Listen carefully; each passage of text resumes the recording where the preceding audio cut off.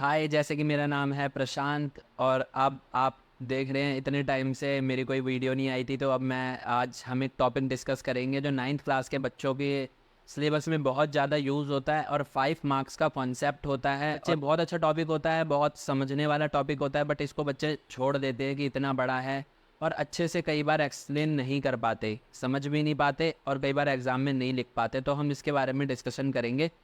तो आपने सबने पढ़ रखा होगा या बचपन से आप सुनते ही आ रहे होंगे, जिसे हम कहते हैं evaporation. The phenomenon change of liquid into vapour at any temperature below it's boiling point. यानी कि ये वो प्रोसेस होता है जिसके अंदर लिक्विड वाष्प के अंदर बदल जाता है किसी भी टेम्परेचर पे और उसके बॉइलिंग पॉइंट से बिलो, तो उसको हम एवेपोरेशन कहते हैं। क्योंकि हर आपको भी पता होगा कि लिक्विड में वाटर का, सॉलिड का, हर किसी का एक बॉइलिंग पॉइंट होता है जिसके बाद स्टेट चेंज होने लगती है। मगर वो बॉइलिंग पॉइंट पे बिना जाए किसी भी टेम्परेचर पे जब लिक्विड गैस के अंदर चेंज होती है तो उसको हम एवेपोरेशन कहते हैं।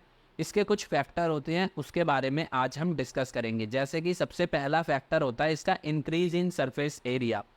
इंक्रीज इन सरफेस एरिया के बारे में आज मैं आपको बताऊंगा। आपने देख भी रखा होगा कि कभी कभी हम क्या करते हैं, पानी ज़्यादा होता है कम जगह पे, वो तो ज़्यादा टाइम लेता है सूखने में।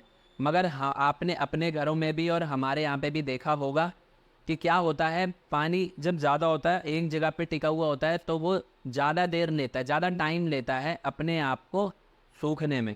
बट हम जब पोछा लगाते हैं घर पे, आपने देखा होगा कि जब पोछा लगता है या उसको फैला देते हैं, कपड़े से फैला देते हैं, तो हम क्या कर देते हैं, उस पानी का सरफेस एरिया इंक्रीज कर देते हैं, सरफेस एरिया बढ़ा देते हैं। सरफेस एरिया बढ़ाने की वजह से क्या होता है, रेट ऑफ वेपोरेशन इंक्रीज हो जाता है। जैसे ही सरफेस ऑफ एरिया बढ़ता है, रेट ऑफ वेपोरेशन, इसीलिए पोछे से उस पानी को फैला दिया जाता है ताकि वो जल्दी सूख जाए।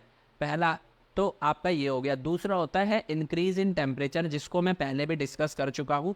आपने देखा होगा घर की छतों पे जब गर्मियों में धूप इतनी ज़्यादा होती है तो हम पानी फैलाते हैं और पानी एकदम से सूख जाता है। वो किसकी वजह से सूख जाता है, हीट की वजह से। क्योंकि छतों पे जो पत्थर होते हैं उनके अंदर हीट इतनी ज़्यादा होती है कि पानी को कम से कम 2 या 3 बार डालना पड़ता है, तब जाके वो ठंडा होता है। वरना तो वो शुरू में जो एक बार पानी डालते हैं, 2 बार पानी डालते हैं, वो तो सूख जाता है और एवेपोरेट हो जाता है, जैसा कि मैंने प्रोसेस में बताया।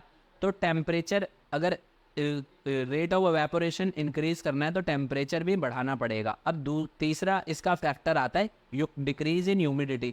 ह्यूमिडिटी को कम करना होगा। आपको पता होगा एयर के अंदर भी वाटर होता है, कुछ वाटर एयर की फॉर्म में भी प्रेजेंट होता है।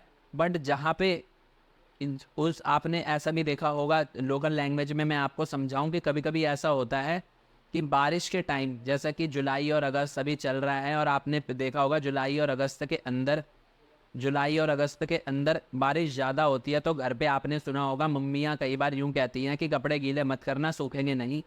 कई बार ऐसा होता है, कई लोगों के घर में, हम लोगों के घरों में होता है कि घर वाले ये कहते हैं कि मौसम ऐसा है, तो वो मौसम ऐसा होता है, उसमें ह्यूमिडिटी ज़्यादा होती है, उस हवा के अंदर पानी की मात्रा, वाटर की मात्रा ज़्यादा होती है, जिसकी वजह से जल्दी नहीं सूखता, एवेपोरेशन रेट कम रहता है। अगर एवेपोरेशन रेट को बढ़ाना होता है तो ह्यूमिडिटी को डिक्रीज करना पड़ता है ताकि हवा में पानी की मात्रा कम रहे, जिसकी वजह से ईजिली लिक्विड गैस के अंदर चेंज हो जाए और पानी सूख जाए। चौथा इसके अंदर आता है विंड, हवा। जब आपने देखा होगा कभी कभी हीट के अंदर क्या होता है, हवा ज़्यादा तेज़ चलती है, कभी कभी हवा इतनी तेज़ चलती है कपड़े जल्दी सूख जाते हैं। तो जब इंक्रीज इन वाइंड स्पीड, जब हवा की मात्रा, स्पीड ज़्यादा चलेगी, हवा ज़्यादा चलेगी, तो भी रेट ऑफ इवापोरेशन इंक्रीज होगा, एवेपोरेट हो जाएगा, लिक्विड गैस के अंदर चेंज हो जाएगा। जब हवा की मात्रा स्पीड चाल ज़्यादा होगी, हवा ज़्यादा चलेगी, तो रेट ऑफ एवेपोरेशन भी इंक्रीज होगा। तो ये 4 फैक्टर है एवेपोरेशन के, जो 9th क्लास में आपके सिलेबस में आते हैं। कई बार 5 मार्क्स का क्वेश्चन भी इससे आता है। तो ये बहुत इंपॉर्टेंट कॉन्सेप्ट होता है जिसको बच्चे बड़ा समझ के कई बार पढ़ते नहीं हैं या इग्नोर कर देते हैं। तो इसको वीडियो के सहारे से आप इसको अच्छे से समझ सकते हैं।